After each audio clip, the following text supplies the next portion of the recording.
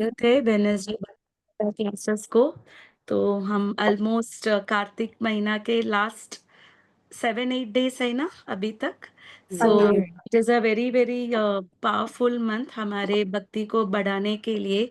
सो जितना आपको ऑब्जर्व कर पाएंगे डिवोशनल सर्विस में, किसी भी तरीके से चैंटिंग कर सकते हो, रीडिंग कर सकते हो, भजन कर सकते हो, या आप कुछ सेवा भी कर सकते हो, मंदिर के लिए कुछ सेवा कर सकते हो, बुक डिस्ट्रीब्यूशन का कर सकते हो।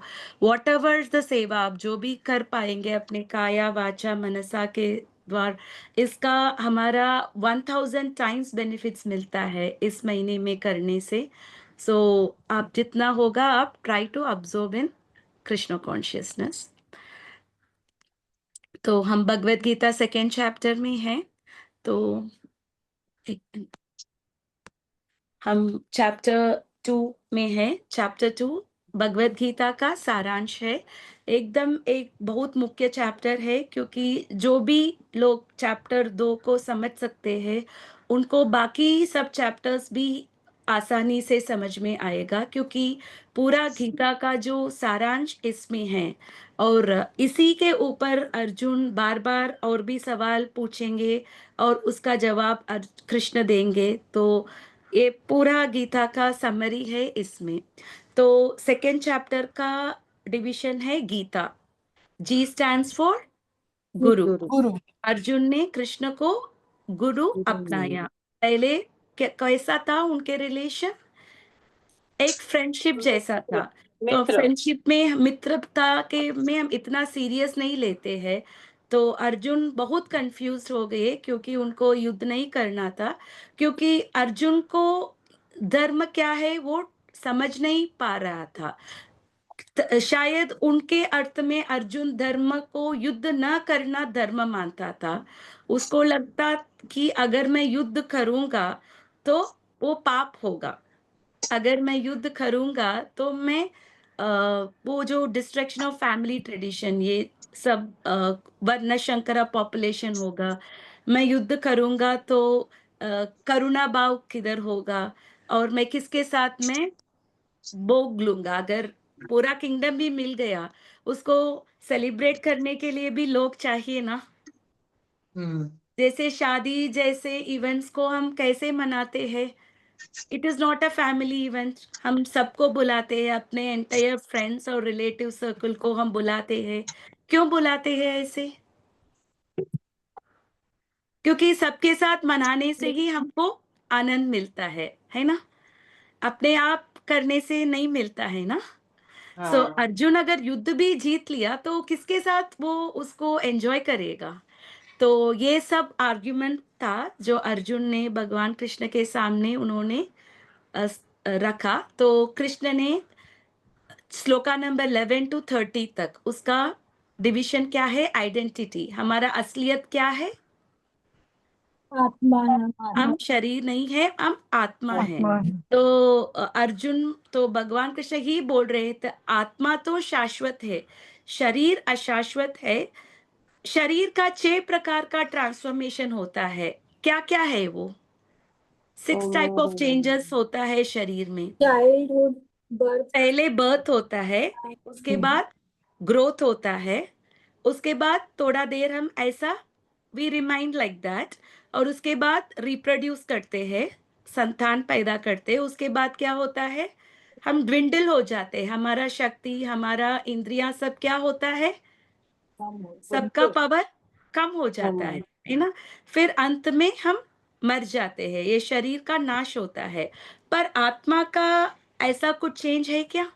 नहीं। आत्मा का, आत्मा वही है। अब अगर हम बच्चे के शरीर में हैं या युवक के शरीर में हैं या वृद्ध अवस्था में हैं, आत्मा तो वही है। कृष्ण बोलते हैं देहिनोस्मिन यथा देहे कौमारम यौवनम जरा तथा देहा अंतर प्राप्ति धीरस्तत्र न मुह्यते। सो जैसे शरीर बदलता है चाइल्डहुड से, यूथ से, ओल्ड एज तक, पर आत्मा वही है। इसी प्रकार जब हम मर जाते हैं तो आत्मा क्या करता है? एक शरीर छोड़ के दूसरा शरीर लेता है। पर इसको मानने के लिए हमको क्या चाहिए? टॉलरेंस चाहिए, सहनशीलता। मात्रा स्पर्शास्तु कौन्तेय शीतोष्ण सुख दुःखता। जैसे सीजन बदलता है, कभी बारिश है, कभी धूप है, कभी विंटर है, सीजन्स तो बदलता रहता है। उसी प्रकार सुख और दुख हमेशा बदलेगा। अभी हम सुख है तो in future we may be unhappy. अभी हम दुख महसूस कर रहे हैं तो फ्यूचर में हमको सुख मिलेगा। तो ये सब जैसे सीजन्स बदलता है वैसा हमारा कभी हम दुख होंगे, कभी हम सुखी होंगे। तो इसके लिए हमको सहनशीलता डेवलप करना है। जो ये सहनशीलता दुख और सुख को एक ही समान देखता है, उनको क्या मिलेगा? मुक्ति मिलेगा। फर्स्ट क्वालिफिकेशन ऑफ लिबरेशन क्या है? सुख या दुख दोनों को हम एक ही तरह में देखना है। दोनों इट इज और same type of feeling, is just a feeling. तो हम उनको एक ही तरह देखना है। फिर भगवान ने अनेक अनेक एंगल से अर्जुन को आत्मा के बारे में समझाया। आत्मा का क्या क्या कैरेक्टरिस्टिक है, आपको जो भी याद है आप बता सकते हैं। इम्पेरिशेबल, आत्मा एटर्नल, नेचुरल है, एटर्नल, सकता है। आत्मा मर नहीं सकती है, मतलब हाँ, और इनविजिबल, कोई देख भी नहीं सकते हैं। अविनाशी, वो इट इज ऑल अविनाशी। परवेडिंग, है ना।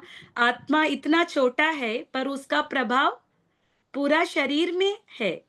एक चींटी में भी आत्मा है, एक हाथी में भी आत्मा है, पर वही आत्मा जो चींटी में है और हाथी में एक ही आत्मा है। आत्मा तो अलग अलग नहीं बनता, पर वो एक वट वृक्ष है, उसका भी वही आत्मा है। पर ये भी आश्चर्य है ना, इतने छोटा आत्मा इतने बड़े बड़े शरीर में भी होता है, छोटे शरीर में भी होता है। हम अंत में भगवान बोलते हैं आश्चर्यवश कशितेनम। आत्मा के बारे में कोई कोई सुनने में आश्चर्य रखता है, डिस्कस करने में आश्चर्य लगता है। हमको भी जब पहले पहले हमने भगवत गीता पढ़ा था, ये आत्मा का ज्ञान प्राप्त किया था, हमको भी आश्चर्य लगा है ना।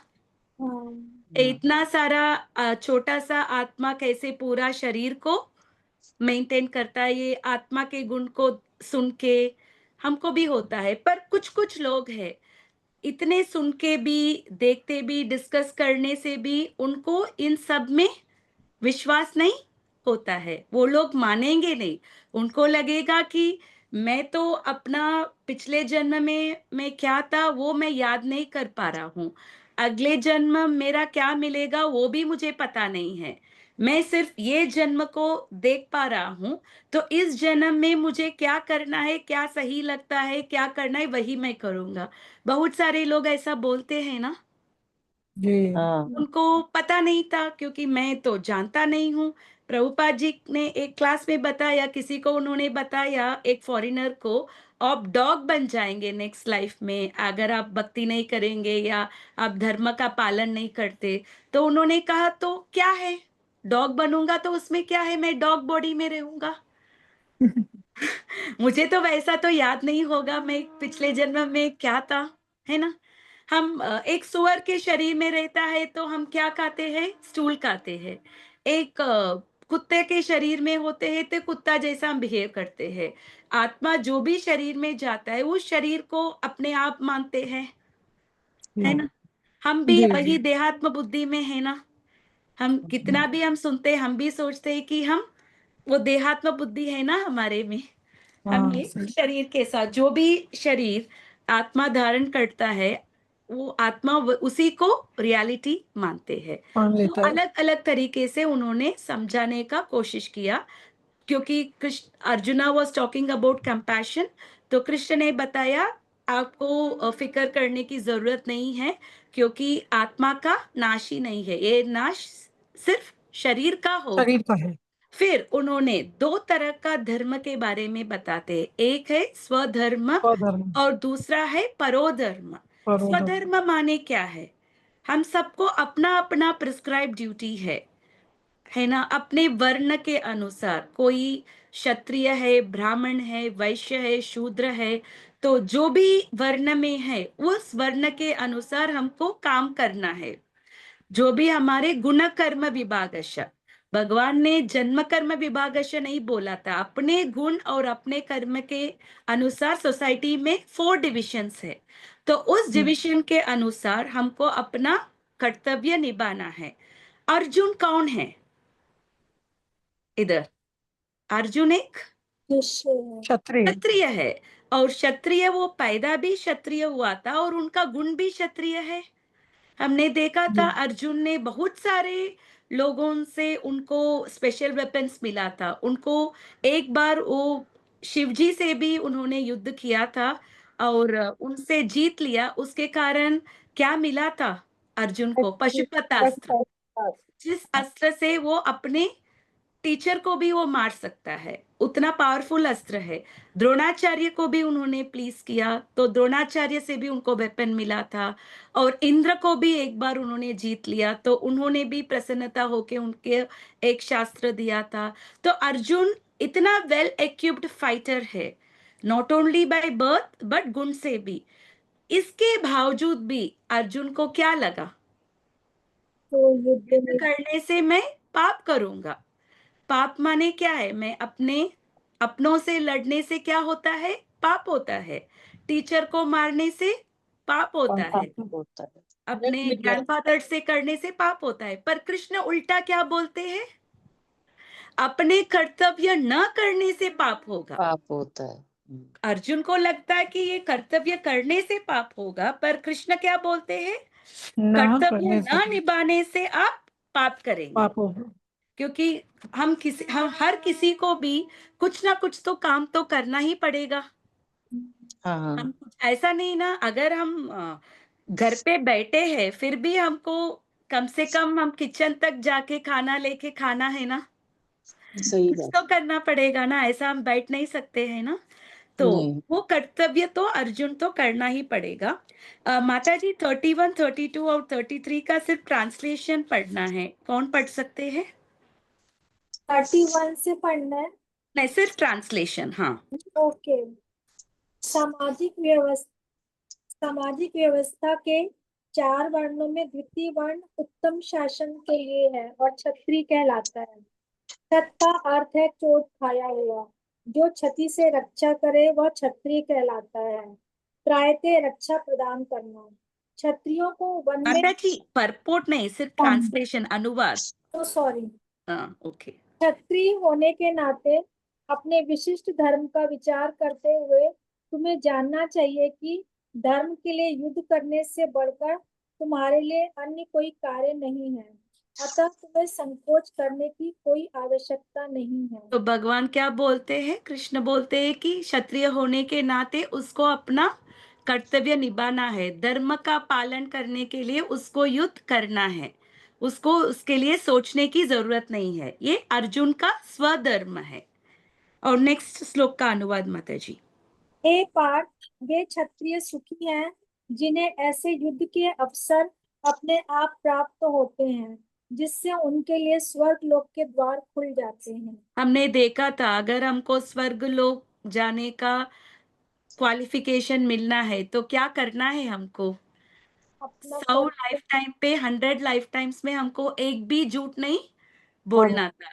तो स्वर्गलोक जाना भी बहुत कठिन है। पर अगर धर्म युद्ध करने के लिए एक मौका मिलता है क्षत्रिय को, वो एक मौका है। उस मौके को अर्जुन को यूटिलाइज करना है, क्योंकि अगर वो जीतेगा तो क्या होगा? वो राज्य करेगा। अगर वो मर जाएगा तो क्या होगा? कहाँ जाएगा वो? स्वर्गलोक जाएगा। स्वर्गलोक में इधर से बहुत सारा एंजॉयमेंट है। तो अर्जुन को ये एक मौका समझना चाहिए। यस माता जी, आगे पढ़ना।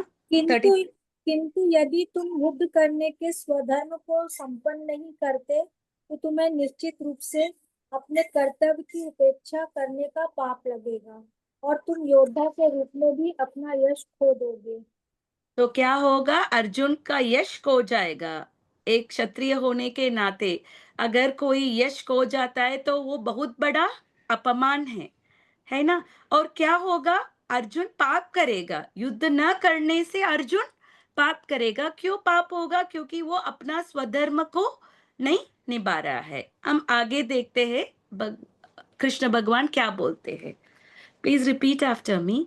अकीर्तिम चापि भूतानि अकीर्तिं चापि भूतानि कथयिष्यन्ति ते व्ययाम् प्रतिष्यन्ति ते सम्भावितस्य च कीर्तिर् संभाव्यते चाकीर्ति मरणादतिरिच्यते। अकीर्तिं चापि भूतानि अकीर्ति चेति भूतानि कथयिष्यन्ति ते व्ययाम् कथयन्ति सम्भावितस्य च कीर्तिर् संभाव्यते चाकीर्ति मरणादतिरिच्यते। मरणादतिरिच्यते। अकीर्तिं चापि भूतानि अकीर्ति चापि भूतानि कथयिष्यन्ति ते व्ययाम् कथयिष्यन्ति ते भयाम्। सम्भावितस्य च कीर्तिर् संभाव्यते चाकीर्ति मरणादतिरिच्यते। मरणादतिरिच्यते। कौन करेंगे ये? मैं करूँ माता जी। प्लीज माता जी। अकीर्तिं चापि भूतानि अकीर्तिं चापि भूतानि प्रतिष्यन्ति ते व्ययाम् कथयिष्यन्ति ते व्ययाम् सम्भावितस्य च कीर्तिर् सम्भावितस्य च कीर्तिर् मरणादतिरिच्यते। मरणादतिरिच्यते। अभी अनुवाद पढ़ना माता जी। अकीर्तिम वर्ड टू वर्ड। या कीर्तिम अपयश च भी अपि इसके अतिरिक्त भूतानी सभी लोग कथयिष्यन्ति कहेंगे ते तुम्हारे अव्ययाम सदा के लिए संभावितस्य सम्मानित व्यक्ति के लिए च भी अकीर्ति अपयश अपकीर्ति मरणत मृत्यु से भी अतिरिच्यते अधिक होती है। लोग सदैव तुम्हारे अपयश का वर्णन करेंगे और सम्मानित व्यक्ति के लिए अपयश तो मृत्यु से भी बढ़कर है। थैंक यू माता जी। हम आगे पढ़ेंगे। नमो विष्णुपदाय कृष्ण प्रस्थाय भूतले श्रीमते भक्ति विकास स्वामी नामिने। नमो विष्णुपदाय कृष्ण प्रस्थाय भूतले श्रीमते भक्ति वेदांत स्वामी नामिने। नमस्ते सरस्वते देवी गौरवाणी प्रचारिणे निर्विशेष शून्यवादी पाश्चात्य देश तारिणे। जय श्री कृष्ण चैतन्य प्रभु नित्यानंद श्री अद्वैत गदाधर श्रीवासादि गौर भक्त वृंदा। हरे कृष्णा कृष्ण कृष्ण हरे हरे, हरे राम राम राम हरे हरे। तो अगर एक आदमी रिस्पेक्टेबल आदमी को डिसऑनर क्या होता है, वो मरने से भी वर्स्ट है ना। जैसे हम देख सकते हैं कि पुराने जमाने में अगर किसी ने कुछ क्राइम किया या कुछ किया तो उनको कभी कभी मरण दंड नहीं देते, उनको अपमान करते हैं। उनके एक साइड को हेयर्स को निकालते हैं, एक साइड को मुझ को निकलते हैं और उनके फेस में कुछ कुछ लगा के उनको वो विलेज के कॉर्नर में छोड़ते हैं। पर जब व्यक्ति को ऐसा छोड़ते हैं, अपमान करके छोड़ते हैं, क्यों ऐसा छोड़ते हैं? क्योंकि वो डेथ से भी बहुत वर्स पनिशमेंट है। ऐसा एक बार हुआ था जब कृष्ण ने रुक्मिणी को किडनैप करके जा रहे थे, तो रुक्मी को किसके साथ शादी करवाना था? रुक्मिणी को शिशुपाल के साथ शादी करवाना था। तो वो कृष्ण के पीछे जाके वो युद्ध कर रहा था। तब रुक्मी हार गया तो क्या किया कृष्ण ने? रुक्मिणी ने बोला मेरे भाई को छोड़ दो, उसको मारना मत। तो कृष्ण ने क्या किया? उनका मूंछ और सर के आधे बाल काट लिए। तो रुक्मी उसके बाद कभी भी अपने राज्य नहीं गया था, नहीं गया। वो हमेशा उधर ही था, क्योंकि उसको अपने मुंह को ऐसा दिखाना वो डेथ से भी बहुत अपमान था। It was worse than the death. तो इसीलिए अगर बैटलफील्ड छोड़ के चला जाता है तो लोग बोलेंगे क्या अर्जुन इतना करुणा भाव था अर्जुन को इसीलिए वो छोड़ दिया, या लोग बोलेंगे वो डरपोक था इसीलिए चला गया? डरपोक। डरपोक था, कोई नहीं बोलेंगे ना। वो कृष्ण भी अर्जुन से पूछते हैं, आपने किसी को सुना क्या युद्ध भूमि में एक क्षत्रिय करुणा भाव से युद्ध भूमि छोड़ दिया? आप ऐसा एक क्षत्रिय का नाम ले लो, कोई भी ऐसा नहीं छोड़ा। आपने कभी सुना है एक क्षत्रिय का नाम जो युद्ध भूमि आके करुणा के कारण चला गया? नहीं, उसको डरपोक बोलते हैं। तो ये अपमान होगा अर्जुन के लिए। तो ये अपमान से अर्जुन क्या, कृष्ण के लिए कृष्ण क्या बोलते हैं अर्जुन से? इससे बेटर आप मर जाना। अगर आपको अपनों से लड़ के उनको नहीं मारना है तो खुद मर जाओ, दैट इज बेटर। क्योंकि डरपोक होके जाने से आपका बदनामी होगा, उससे बेटर आप मर जाना, वही कृष्ण बोलते हैं। माता जी प्लीज पढ़ना परपोट। अब अर्जुन के मित्र तथा गुरु के रूप में भगवान कृष्ण अर्जुन को युद्ध से विमुख न होने का अंतिम निर्णय देते हैं। वे कहते हैं, अर्जुन, यदि तुम युद्ध प्रारंभ होने के पूर्व ही युद्ध भूमि छोड़ देते हो तो लोग तुम्हें कायर कहेंगे, और यदि तुम सोचते हो कि लोग गाली देते रहे किंतु तुम युद्ध भूमि से भागकर अपनी जान बचा लोगे, तो मेरी सलाह है कि तुम्हें युद्ध में मर जाना ही श्रेष्ठकर होगा। तुम जैसे सम्मानीय व्यक्ति के लिए अब कीर्ति मृत्यु से भी बुरी है, अतः तुम्हें प्राण भय से भागना नहीं चाहिए। युद्ध में मर जाना ही श्रेष्ठकर होगा। इससे तुम मेरी मित्रता का दुरुपयोग करने तथा समाज में अपनी प्रतिष्ठा खोने के अपयश से बच जाओगे।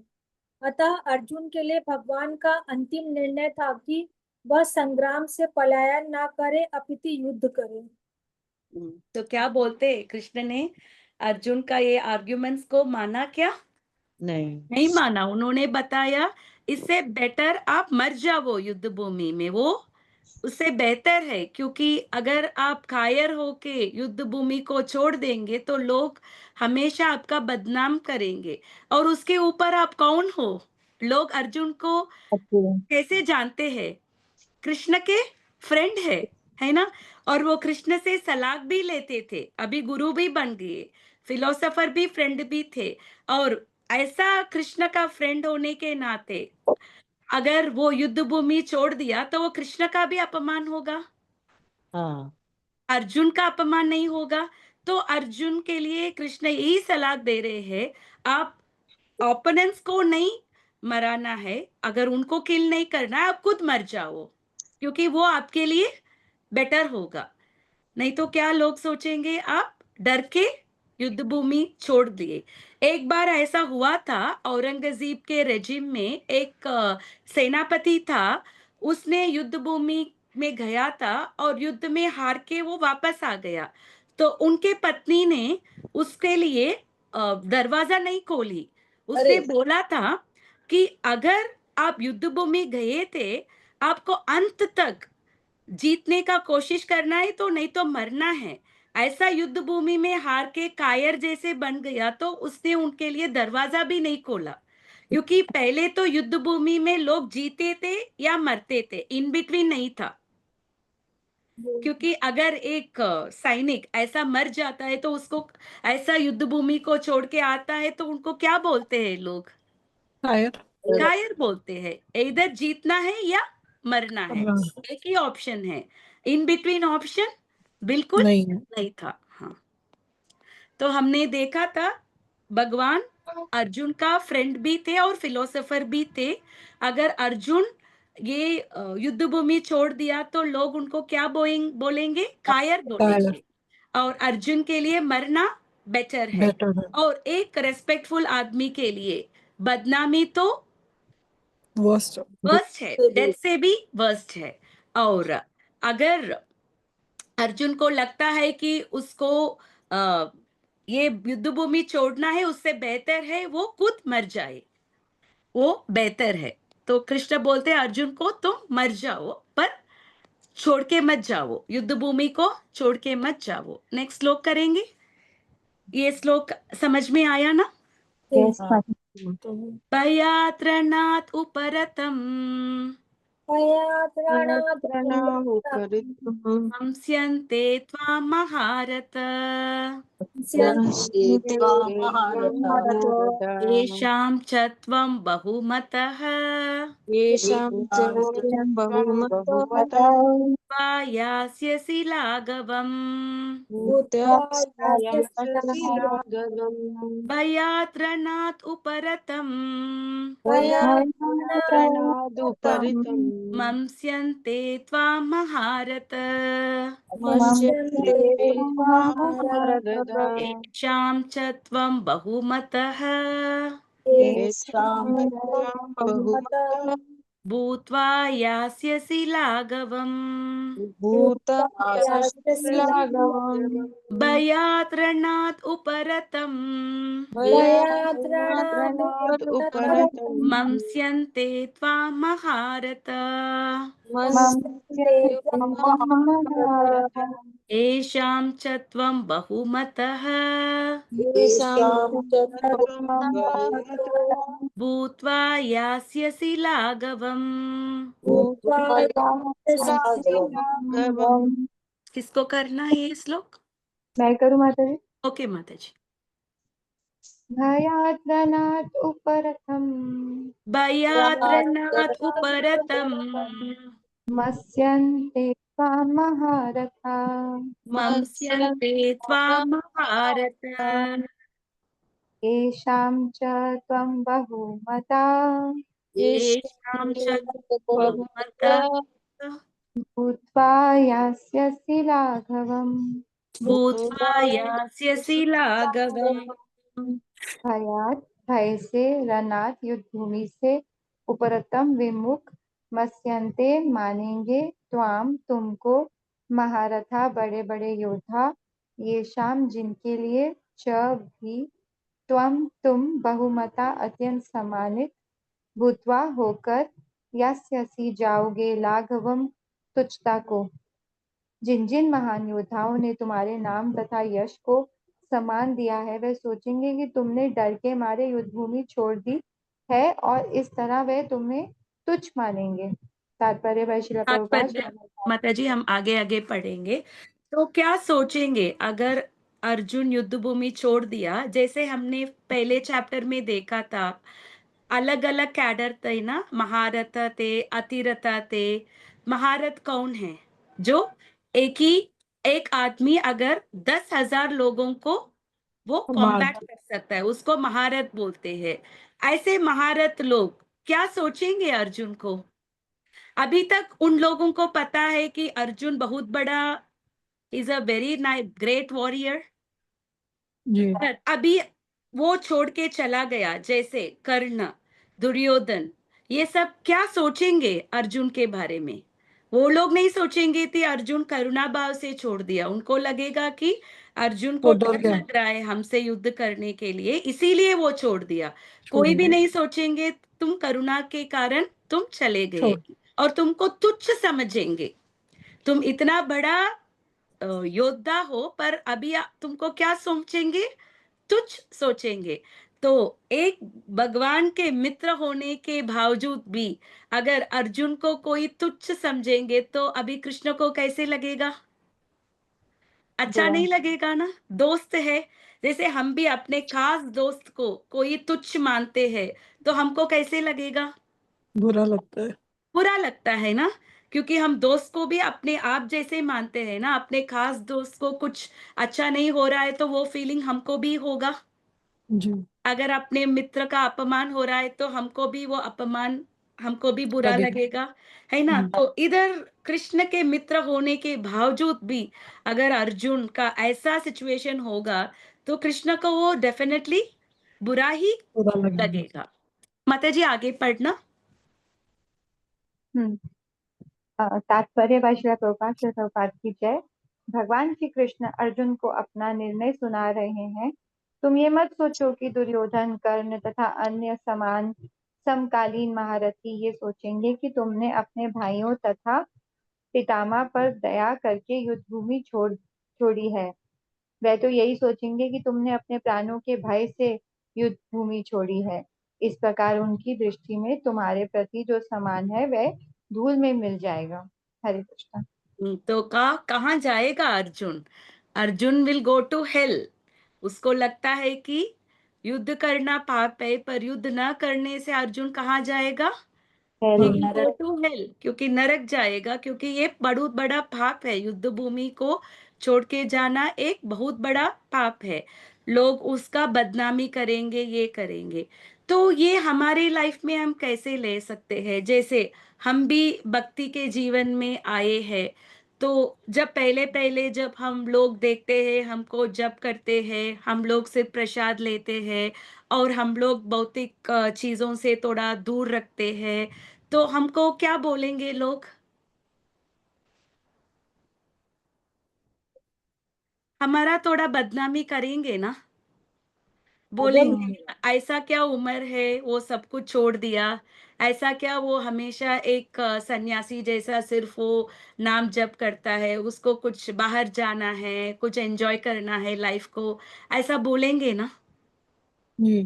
पर आप दृढ़ता से रहेंगे, आप करते रहेंगे, आप ज्ञान प्राप्त करते रहेंगे, और इस माध्यम से आप और भी you become more powerful and more, आप ये होते, फिर वही लोग जो आपका बदनामी कर रहे थे, वही लोग आपको बड़े ऊंच मानेंगे। वो लोग बोलेंगे कितना अच्छा है कि वो अपने जीवन को वो कृष्ण भावना में अर्पण किया है, इतना उम्र है फिर भी कितना ज्ञान है उसके, फिर भी कितना करता है। जो वही लोग जो पहले पहले हमारा जो बदनामी करते हैं, वही लोग हमको डेफिनेटली हमको प्रशंसा करेंगे, है ना माता जी? ये मेरे खुद के लाइफ के एक्सपीरियंस में मैंने ये सुना है। जैसे भक्ति के पहले पहले जब हमने सब ये ऑनियन गार्लिक सब छोड़ दिया, हम लोग जब कर रहे थे, तो वो लोग हमारा गाली दे रहे थे, बोल रहे थे अभी बच्चे छोटे हैं, इतना कम उम्र में ये सब लेने की क्या जरूरत है, थोड़ा सा बच्चे बड़े होना, थोड़ा बुढ़ा उम्र में आ जाओ तब भक्ति करेंगे तो कोई इसका प्रॉब्लम नहीं होगा। पर वही लोग जो ऐसा बोलते थे, आगे आगे 3-4 साल के बाद वो लोग भी भक्ति में आ गए अभी, और वो लोग भी हमारा जो भी हम करते हैं उसका हम प्रशंसा करते हैं। तो हमको भी जो भी है, अगर हम किसी हमको बदनामी दे भक्ति के लिए, अगर बदनामी भी होगा तो हम उसको नहीं लेना है। हम भक्ति के लाइफ में कैसे होना है? आगे बढ़ना, आगे बढ़ना है और स्थिर रहना है। तो स्थिर रहना। डेफिनेटली वही लोग जो हमारा बदनामी कर रहे थे, वो हमारा प्रशंसा करेंगे। ठीक है माता जी, अभी हम ये करेंगे हम दामोदर अष्टकम। जी।